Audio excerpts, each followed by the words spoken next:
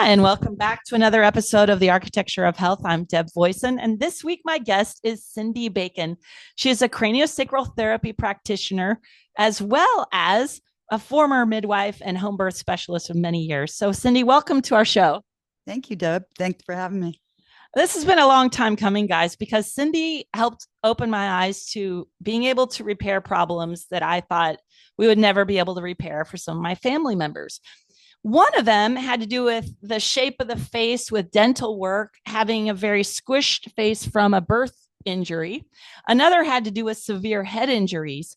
And when I compared what the medical system was telling me about after a severe head injury, you pretty much just become an a-hole for life and there's nothing else you can do about it, versus hearing some of Cindy's stories and even her own experience and being able to see the body's ability to heal with this very subtle therapy that she practiced with my family members. So, Cindy, I'm so glad you're here today. And this is a show just practical and affordable ways to do things without drugs and surgery. So, how did you even get in the realm of becoming a craniosacral therapy practitioner? Oh, thank you, Deb.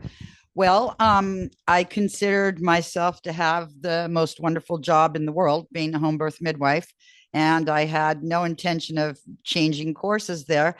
And then in 2001, I walked into a room in a house in Portland of an old, like a craftsman home. And I believed I was walking into a bathroom. I opened the door, stepped into the room, extended my arm in search of a light switch in the places that light switches commonly are. However, it was not a bathroom. It was a door to the basement, 2 floors below, and the house was gutted in that area for remodel. And as I stepped out, I overstepped the extension ladder because my arm was extended. It propelled me in a spiral headfirst downward through 2 floors into the basement below. And I had been a practitioner for a long time with midwifery. We use a lot of adjunctive therapies and we seek to do no harm, of course, with pregnant mothers and their golden babies. So I knew that craniosacral therapy was a modality that could help me. And I knew that my central nervous system was at risk, if not at that moment, because I very magically was able to get up and walk out. But I knew that in the future I would be at risk for restrictions in my central nervous system and that those could cause all kinds of problems. So I began to get on the table. And to be perfectly honest with you, because the touch is light and I was used to, at that time, such much more stronger modalities in my life. I had a fondness for things like shiatsu and Thai massage and the biggest needles and acupuncture didn't seem to bother me at all. Midwives are generally kind of tough people, and the light touch, even though I intellectually understood it, I didn't really spiritually or in an embodied sense understand it. So I kind of thought it was a crock, but I was committed to doing a series of treatments because what is true, I believe, is that very few things work in one magical time. Most things are a series of progressions where we're making progress in the body. And so I was in the process of finishing out, I believe, my series of 8 sessions. And around the 6th session, I had a rather profound experience. I had a lot of, I would say, emotional release and a lot of almost an overview realization of themes in my life. And it intrigued me enough to want to continue receiving care. And then I began to notice all these changes that were occurring in me. I had had migraines since age 5. I had a difference in dilation in the 2 pupils in my eyes. It was my favorite party trick, but there's clearly something going on in the cranium with that. I probably, looking at my photos as a child, I probably had undiagnosed torticollis. My head, that's when a baby is born and there's a injury or a subluxation to the muscles of the neck and shoulders, and the head will be held at an angle. And so if you look at all my school pictures, my head is sideways and my smile is completely, about 45 degrees. Wow. So you not only recovered uh, the ease of your central nervous system. That, head injuries, guys, are serious. If you've had one, you should definitely find a way to relieve the pressure caused by that. It can be life-changing. So you're not only experienced in those 6 sessions or 8 sessions, did you say? Was it 8? Yeah, it was a series of 8. Yeah, 8. Around the 6th that was transformed. And you notice, and like me, you're skeptical because you're a hardcore. You want the strong sensation. I want the big moves. I want the deep tissue, right? And my experience has been similar. When anything subtle comes around, I don't trust it at first. But now in my age and wisdom, I know that the nervous system changes in a state of safety. Correct.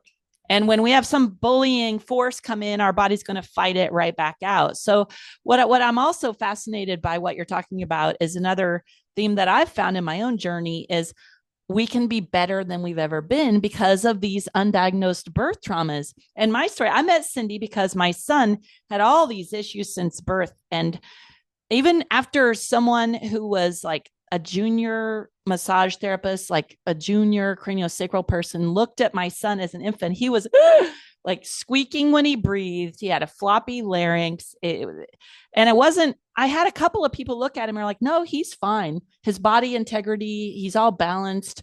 His craniosacral is fine.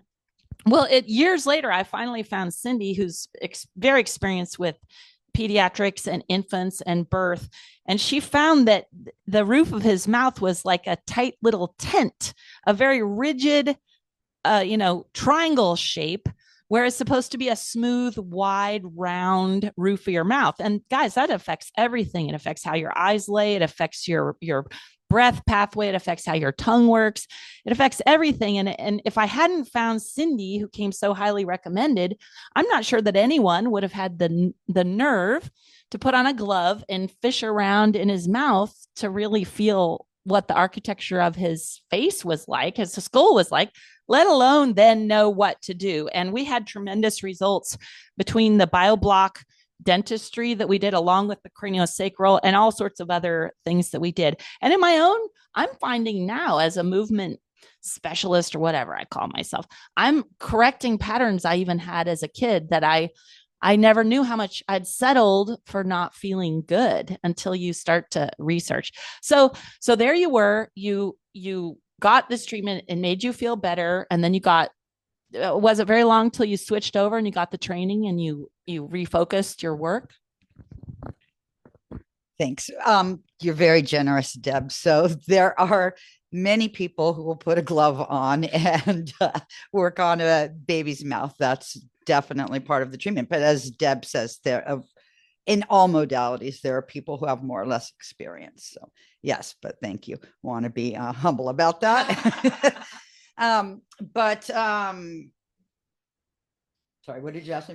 Just what was that? You figured out that the craniosacral worked. Oh, yeah. So as I began to receive benefits from this work that were unintended, it intrigued me. And I am a life learner.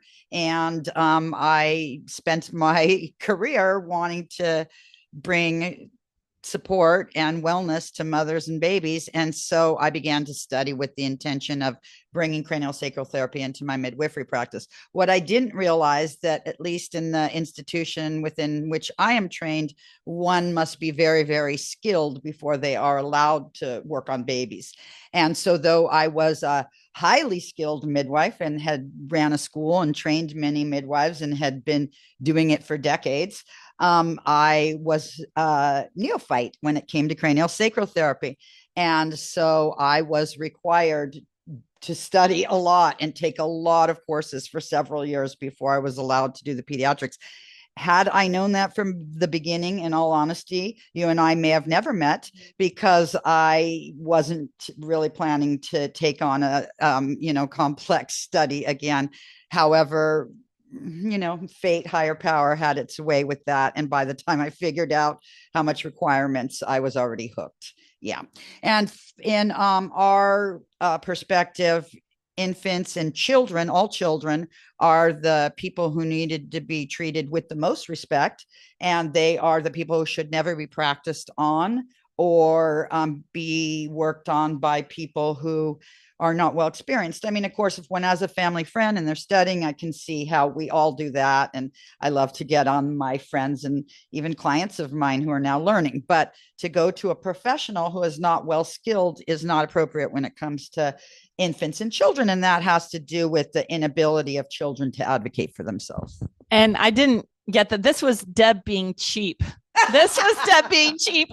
I'm so frugal. So what happened? The funny thing is, I had a family member whose infant had been born with a giant lump, eyes crossed, couldn't suck, floppy limbs. He was a couple months old, and the symptoms were mapping over to some forms of autism. And to them, I was like, don't waste any money. And you're like, use your money, go straight to the Upledger Institute, get a senior person, get right on. And guess what? That baby had a life-changing experience. And Cindy and I were laughing earlier, but yet that family member still doesn't attribute it to the 6 sessions of craniosacral. And look at me. I'm the one who said, don't waste $1. Like, no, like waste no time, spend every dollar, take care of this now with an expert. But the thing is, with my situation, it didn't look to me like my son's thing was a birth injury. Like that infant, it looked to me like you could see the pressure where the head had been stuck in the birth canal, traumatic C-section. Mine was a natural birth. The cord was a little tangled, but I didn't see any obvious signs. And until we had an antibiotic problem, and then, and so the fact that this face being squished architecture was not visible to me or anyone else I knew until you and the dentist, the like natural dentist who wants the face architecture to grow out and wide, and Cindy Bacon had enough experience and knowledge that they really made a huge difference to my son's long-term health. So here's a question: is how would someone even know that they've got a situation? Okay, well, and children, like I never even thought of how often there is trauma in the birth. Even like I told you, mine seemed like a perfectly healthy, natural, no drug, no problem birth, and yet there was a huge amount of impact on my son. Though he must have been a breech birth, or no, a backward. He was posterior, turned face, posterior. Yeah. So let's start there, because of all your background with midwifery. How would a mom of a young child or infant know that their child could benefit? These are great questions. And a couple things stuck with me as you were speaking, so I'm going to back my brain up and address those. Of course, I'm highly biased as a midwife about birth. So though birth can be a traumatic experience and can have trauma, from a midwife's point of view, expressly a home birth midwife, as I was for 27 years, birth is a rite of passage, and it is not necessarily at all traumatic. And the forces that we undergo in order to be born, I believe, are some of the forces that strongly shape us to be able to take challenges and withstand pressure, navigate things, and come out the other side in a very, very deep neurological way within our system that we are evolved and conditioned to respond to. That said, babies born by cesarean or babies born by mechanical means, of course, that all can be helped. So let's just say that birth, though it's a very strong and powerful and transformative process, we hope that it's not often a traumatic process inherently. That said, it is always a powerful process for both mother and baby, and the changes are profound.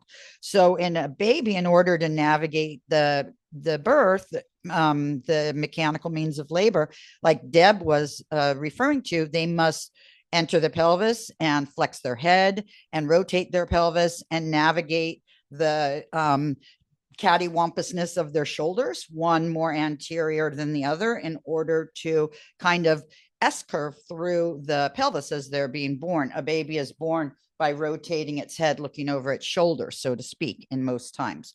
What Deb referred to is when a baby tries to be born, what we call colloquially sunny side up. And then the face, which was true in her son, is coming against the parts of the body where there is less space. And so the pubic arch and all of that is putting pressure into facial structures. Now, what we need to realize that children, infants, they're born with, let's just call them squishy bones. They're more cartilaginous than the bones we develop as we age. They're diplate bones. They're single layered bones. And then as a child develops, the bones will become double layered. And that takes several years to allow for the enlargement of the fetal head. The head is going to get much bigger in the first few years, right? The toddlers walk around with the like big giant, yeah, all the operating systems up there for the future. So with birth, and as the baby's being born, there's also a natural overlapping of the plates of the fetal skull that occur. And in most cases, once the baby is born and that mechanical pressure of the force of the contractions navigating the baby through the bones of the mother's pelvis is over, i.e. you're born, then over time, as the body is a self-correcting organism, and the fluid of tides in the central nervous system moves through the central nervous system, the head kind of pops out, so to speak, colloquially. And this is probably why, to again touch on some of the things you mentioned, that the pediatrician or whoever gave this assessment for your family member did not realize the benefit that the craniosacral therapy had provided. And because in most cases, yes, a lot of times the body will return to normal, and things that were what molding of the fetal head will be just fine in a few weeks, but not always. And so when it's not always, then it's very nice to seek some help. And you make a couple of really important points there. One is the opportunity, while there's still such malleability, is high right away. And yet it's the most delicate dance, and you would have to have a very qualified person help you at that point. But the other thing is there's still a malleability as the bones are adding layers. And my son was early enough, like 6, was he 6 or 8 when we started seeing you? Like maybe 6. Yeah. We were reshaping his jaw, reshaping his teeth, his airway, and the results ended up being, we caught him at a good time in his growth curve to be able to shift things. But of course, it took many more treatments than it would have if it had been much younger. But another thing that you're talking about reminds me of why some people accept pain and chronic injury is they really don't understand that we are a system of pressure and fluid, and that we are mostly fluid. We are mostly water. In fact, even our bones of adults are 20% water. And if we shift the forces and the tides, whether it's the breath or the pumping of the cerebrospinal fluid, that we have the rhythms of our blood, that there's so much more that when we understand and are gentle with the design and we respect the design, that it can self-heal and it can renew. One last thing I wanted to say is I suspect that, and I don't have evidence for this, I've just observationally, the amount of people who have chronic back pain or acute instances is so high in a culture that is used to sitting in chairs, computers, cell phones. And my guess too is that when we compared, like I had one of my primal posture teachers that this is the reason I studied African dance, where we really studied the shape of the pelvis in indigenous cultures and the shape, the way they carried babies. Everything was so different about their movement culture that their pelvis position was very different. And if we compare a tucked under, squished modern woman giving birth, it's no wonder that the baby could have a tricky time navigating. Like, so what I'm saying is you can't really separate the baby's stress from whatever stress the mother is having in her own pelvis before the beautiful event of birth happens. So just from a movement point of view. So I have a question, which is, like we both said, this is subtle. It's so subtle that it's hard to trust. So what kind of other, like I saw this amazing transformation. It was very slow, but I knew what our goal was because we knew where we were moving his teeth and we knew what it would look like when he had enough sessions. What other kinds of things have you helped either kids or adults with that were someone just wouldn't immediately think like, oh, craniosacral therapy. And you know what? I'm going to have us just head straight to head injuries because most people who have this cement version of bones, exactly. They have this cement idea of bones. You can't change anything.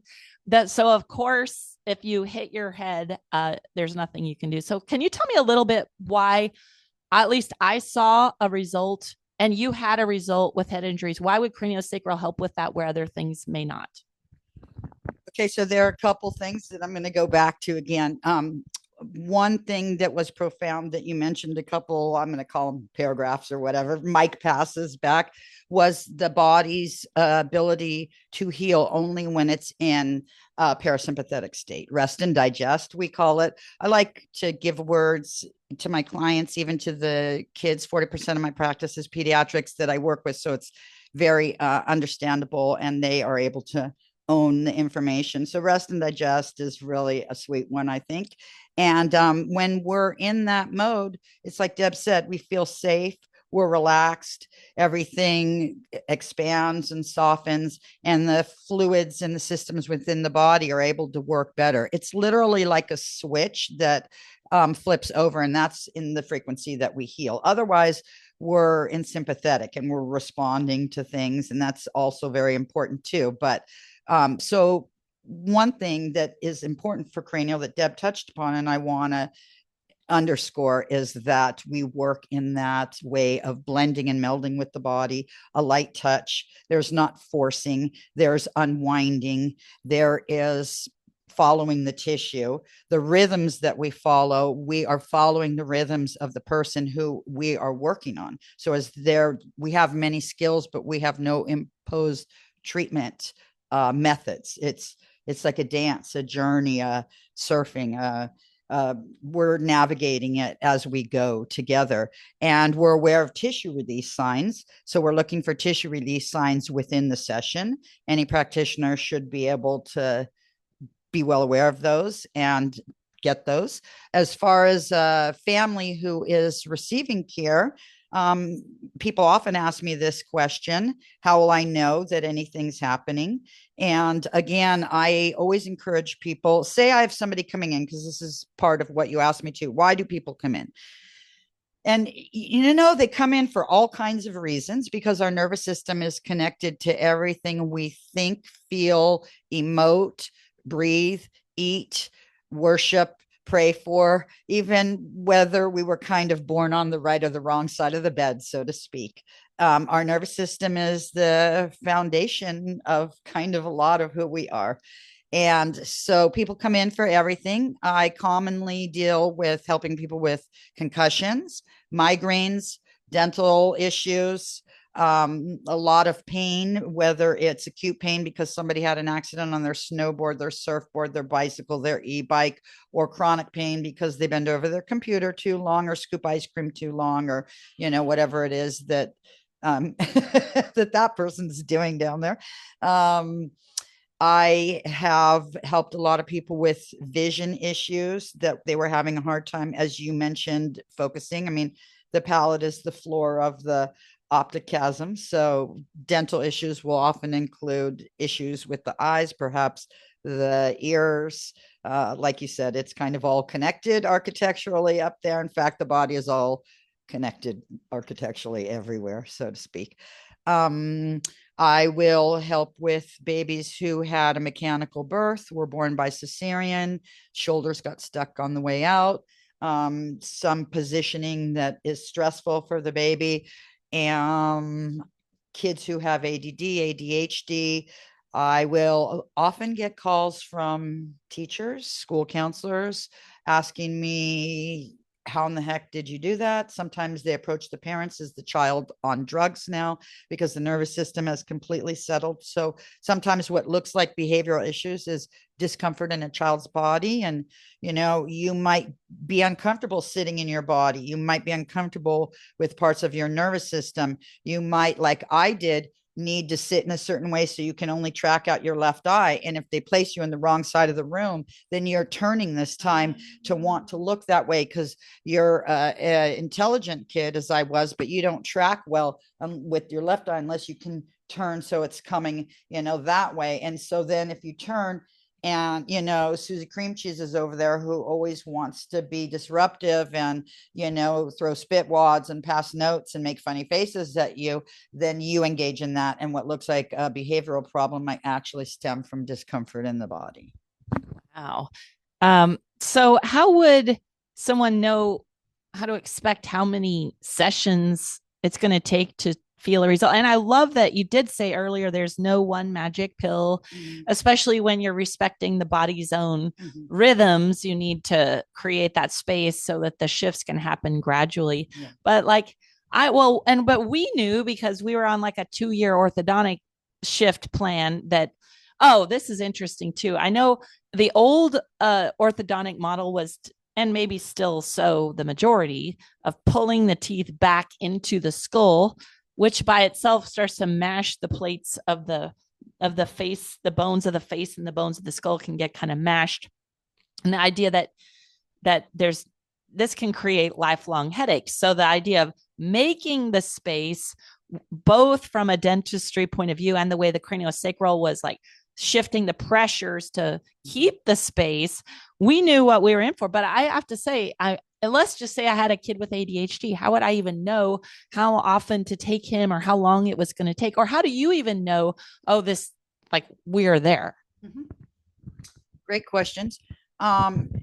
And so, like you said, we're treating each system, each family, each condition. It's a living organism. And we realize with the child, we're also working with the conditions in the family as well. And that will be unique and different according to each situation. So as a practitioner, I need to take into consideration the very real aspect of finances, time within the family. Are there other children? Is this a special needs child that's getting a lot of medical appointments or additional therapies as well? Anything that's going to create high level stress in the family is going to be counterproductive to the work that I do. So sometimes starting small and building up is the way we might approach. Other families will come and they're ready to make this change. They're ready to devote the time and energy to this. So they really want to do cranial this will be my 21st year of doing cranial. And I'm often the last resort for people, unless it's people who know me. And then I tend to be one of the first. But the people who come to me as strangers have often, like you, tried a lot of other things. And somebody is saying, just go try this. And so I understand that. I was that person too. And I feel like this is a body mind therapy. And if you can't see the results, then perhaps it isn't the right modality for that situation. There's different ways to address different issues. So I will often recommend to the family a series of 3 or 4 sessions, and let's reevaluate at that point and see where we are at. It is never my intention to keep a family in therapy if they are not seeing the benefit of it, because it will elevate the stress and it will be me trying. No, that's not working with the entire organism of the child, which is the child's parents and all of that as well. Honestly, I have rarely had a family, if the child needed more care and they saw the benefits by the 3rd or 4th session, and usually the family will opt to continue care. And then there are the children who I never thought would be done by the 3rd or 4th session, and they're completely done. And sometimes things that I think will be very, very complicated. Case in point, I had a young girl who was she had just come from day to night and sudden onset, no longer an ability to control her vision and her optic nerve settling. So her eyes would go into rapid back and forth movements. Yeah. And it was unpredictable. So at other times she would be perfectly fine and operating just as you and I do normally. And then there wouldn't be much warning and this would happen. So she was about 12, I believe. It's extremely unsettling to her at a very vulnerable time in her life. She was highly academic at an academic school. Yeah, a lot of stressors on her. And so this is a family again who came to me kind of in the last resort. And I began to work on her. I can't say exactly how many sessions it was, but I know it was less than we ever imagined. And it completely stopped and avoided her from having a very serious surgery and perhaps wearing Coke bottle glasses in her life, which of course would be something that she would need to integrate with her self-esteem. And I know me, I lose my readers all the time. It's a pain in the neck. So yeah, wow. I know of someone who had the eyes shaking. Yeah. And they had tried all these different drugs. And I don't know that they were even that family. I don't even know. Probably not. This person ended up becoming a movement therapist, and she did juggling and some other very involved hand-eye things and movement things that were whole bodied. She ended up eventually getting rid of the condition after many years of drugs, ADHD drugs and depression drugs and all sorts of things that didn't work. So I have one question, which is, there you are with this person on the table. How do you know? Like, oh yeah, that was I didn't think they'd be done after 4 sessions, but they are. Like, what does it look like or feel like? Oh yeah, like they're better. Because honestly, we change so slowly, like from the inside. I that's one reason when I work with people as a movement therapist, I measure, I teach them how to measure, like you're either drifting off your design or you're getting more on your design, because I know that I've slipped far off of healthy patterns and had no idea till the shit hit the fan. So, well, but you know, maybe part of it is that you see these people less often. You know, you see them once every week or two, and then it's probably more noticeable when someone has changed. But what are some of the other signals you look for? Are there rhythms you're feeling for? Sure. Yeah, that of course I'm feeling for all of that and noticing that tension in the body. But I also let's just stick with the topic of children since we've spent a lot of time talking there. And it would be true for an adult as well. But often, say a child will come in that's had a very hard time even allowing themselves to be touched, and then now we have a session or two. It's quite often in the first session that the parent is a bit shocked that the child is actually really enjoying the touch. I hear often, my child has never allowed anybody to touch them. I get this on the phone a lot. How are you going to do this? My child won't allow themselves to be touched. I said, well, we will have no expectation for that. You will pay me anyways. Then we will sit together for the first time and I will come together in the child's space. But honestly, in all my years, I barely remember a child not allowing me to touch them. I give them body permission to stop me at any time. Of course, that's important, even babies. And I'm following their rhythm. And there are certain rhythms that mean it's time to stop. You're sending somebody into out of parasympathetic. So a practitioner should be well able to read those rhythms if they're working with pediatrics. But let's talk about how a parent would notice. Maybe the child is unable to be touched. Now the child actually wants to come see me. This is very interesting to the parents. First, the child maybe had a very hard time being up on the massage table or even sitting down or not jumping around. Or now the child begins to sit for or lay for more of their session. Why? Because like a little cat curling up on the bed, it feels good to relax and be touched and just calm down. And nobody's telling them to do this. This is just unfolding and evolving, so to speak. Then maybe the child begins to notice things in their body and they begin to tell me their experiences, because kids are very connected to their body if given that opportunity and awareness. And the way they articulate it is from very literal to very fantastic, depending on their means of expression. And so the parent might notice that now the child is actually present in their own body. Then we might see things like the child is not snoring so much or mouth breathing. The child is able to lay on the table, and you would have a great understanding for this. They might lay on the table and really contort their body. We'll see babies too, laying with an arm up or arching, or kids who have a really hard time. And I'll point it out to the parent, look at how your child is laying on my table now. And the child is basically essentially laying a lot more straight, you know. Oh, this was one thing that was fascinating when I would bring my son to you. Is there was a certain point you were like, oh yeah, he'll have a nice long tall straight spine. Like there was a certain, and you must have known inside, oh, I see the wind. Yes. I see the birth wind that untreated. What would that have been? Scoliosis or just yeah. So tell me a little bit about assisting the growth process to, and one thing that you're telling me is you would observe the kids kind of wound up on the table with this tension that didn't really belong in the moment. It didn't belong in the moment. And then you observe them being able to just lie in a relaxed state. So as far as the way that you, let's say how you assisted my son's growth process, like he's 6'2" now, it's going to be 6'4".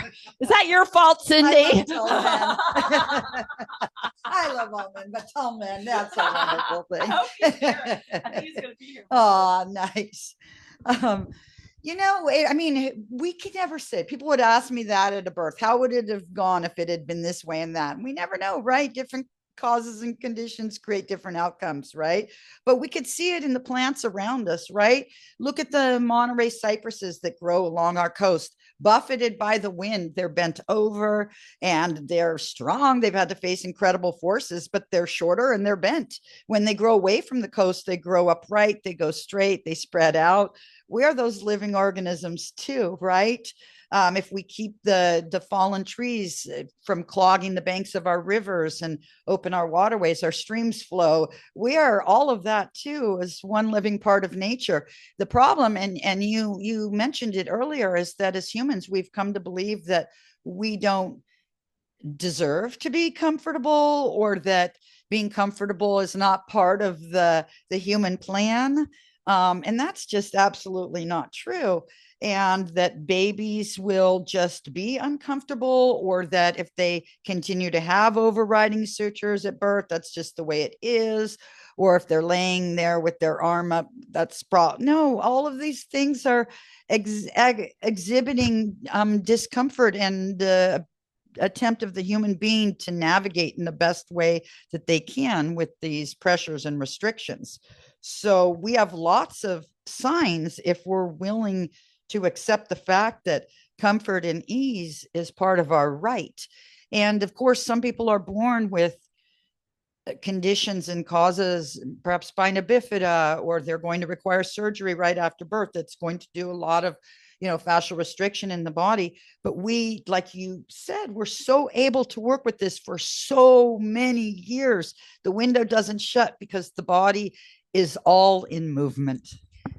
Right. And one last sort of topic is, as a frugal shopper. So there are a lot of myofascial therapists now, rolfers. There are people who do deep tissue massage, just Swedish therapeutic Thai. How would, and I'm thinking of two different scenarios. One is you have a developing child, will not likely go to one of those. Like, it's rare that you would think of that. But then you think of someone who's more, our bones are denser, we're a little older. And I know plenty of people that go for a regular therapeutic massage. When would it be? And yet, my guess is, like me, they're craving that. I just want to feel it. I want a feeling. When would someone know, like, oh, a better investment for me might be craniosacral than my weekly massage or some other therapeutic body work?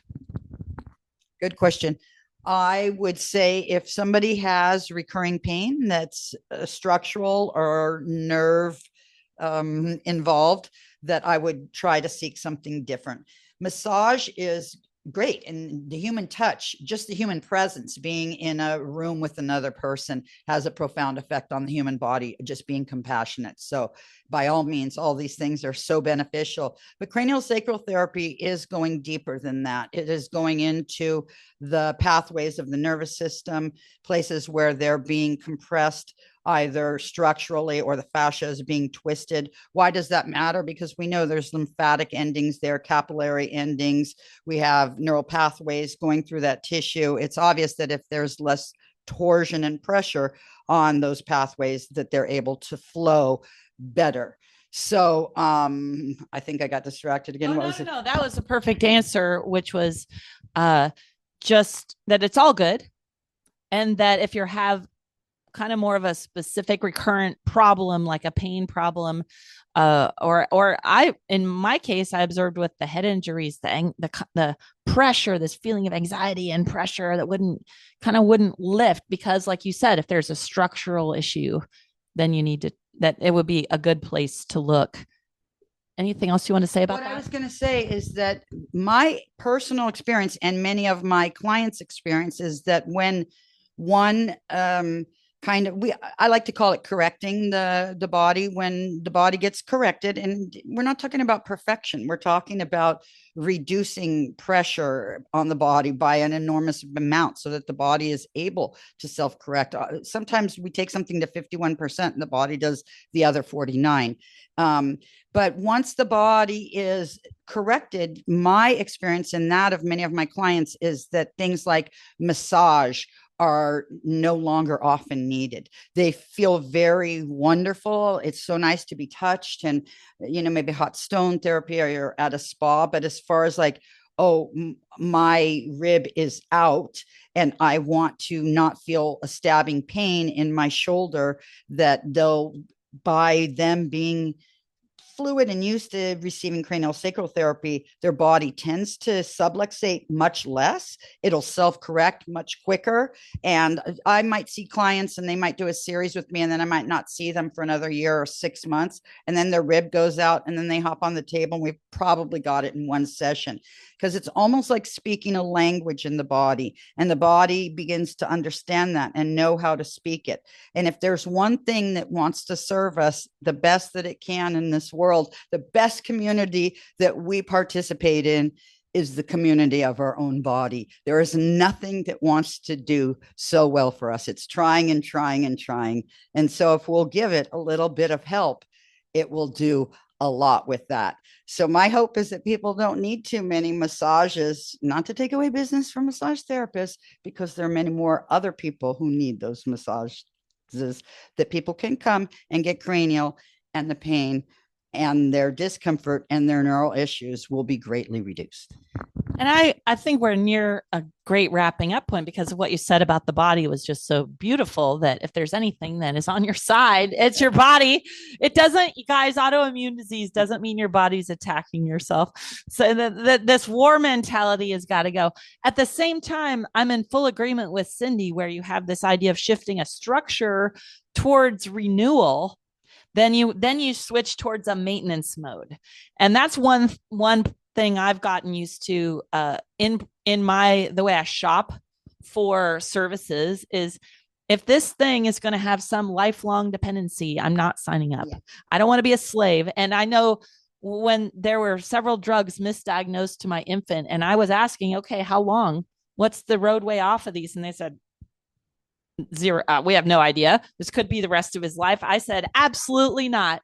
Absolutely not. And I'm so glad that we found the root cause, and we found other ways to support a system that then now, if the last time I think we saw you, maybe Sebastian had had a sports injury where he hit his head.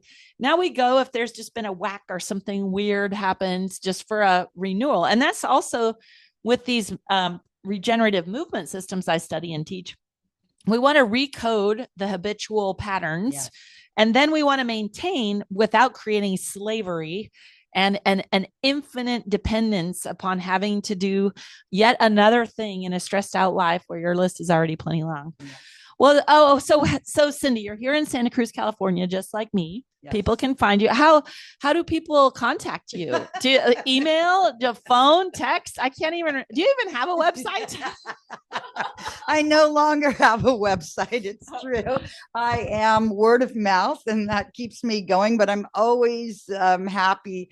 My goal is to help people and support wellness. So I'm always happy to have new clients. Like you said, I don't want people to stay with me. I want them to get well and move on, so I can help the next family. And so yes, in Santa Cruz, I can be reached at 831-462-6575. That is my business number. And I promise to get back to people. People usually leave me a voice message there. Okay. I'm old school. I love it. I love it. Not too much technology, right? But I think this was really useful to share your perspective across so many decades of midwifery, and then also adding the craniosacral. I hope this helps a lot of you guys out there. When you have a family member, something's going on, you really might want to look at a skilled craniosacral therapy practitioner like Cindy Bacon. Oh, all right. Thanks for coming, Cindy. Good to be here. Thanks so much.